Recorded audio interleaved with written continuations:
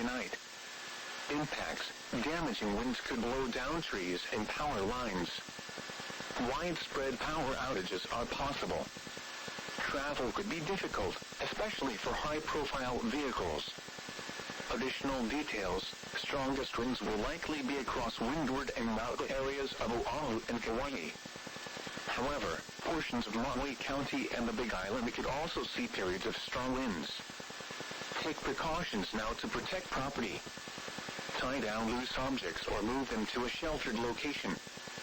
A high wind watch means that strong and potentially damaging winds in excess of 40 miles per hour with frequent gusts over 60 miles per hour are expected but not yet occurring. Take precautions now to protect property. Tie down loose objects or move them to a sheltered location.